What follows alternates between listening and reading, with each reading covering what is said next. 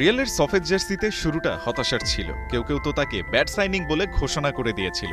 তবে সিজনের শেষ ভাগে এসে এমবাপে প্রমাণ করেছেন কেন তিনি বিশ্বসেরাদের একজন, কেন তাকে কিনতে লস ব্লাঙ্কোদের ছিল এত আগ্রহ। রিয়ালে নিজের ফার্স্ট সিজন শেষ হওয়ার আগেই এই ফরাসি স্ট্রাইকার ছুঁয়ে ফেলেছেন ক্লাব কিংবদন্তি ক্রিস্টিয়ানো রোনালদোকে। ম্যানচেস্টার ছেড়ে রিয়ালে এসে 2009-10 সিজনে দারুণ শুরু করেছিলেন CR7। সব কম্পিটিশন মিলিয়ে করেছিলেন 33 গোল। মাদ্রিদের হয়ে নিজের ফার্স্ট সিজনে 44 ম্যাচ খেলে সেখানে পৌঁছে গেছেন এমবাপেও।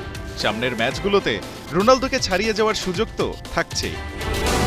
CR7কে ছোঁয়ার রাতে রিয়াল লেগানেসকে হারিয়েছে 3-2 ব্যবধানে। ম্যাচে জোড়া গোল পেয়েছেন কিলিয়ান।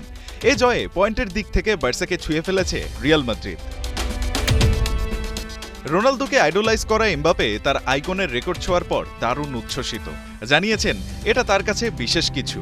শুধু তাই না, রোনালদো যে তাকে অনেক পরামর্শ দেন সে কথাও স্বীকার করেছেন অকপটে। এমবাপের এমন অর্জনের দিনে রিয়াল কোচ আনচেলত্তি প্রশংসায় ভাসিয়েছেন এই ফ্রেঞ্চ সুপারস্টারকে। ডন কার্লোর বিশ্বাস, লেজেন্ডারি নাম্বার 7-এর লেগেসিকে সামনে এগিয়ে নিয়ে যাওয়ার সক্ষমতা আছে কিলিয়ানের। রায়হান আহমেদ, ৭১।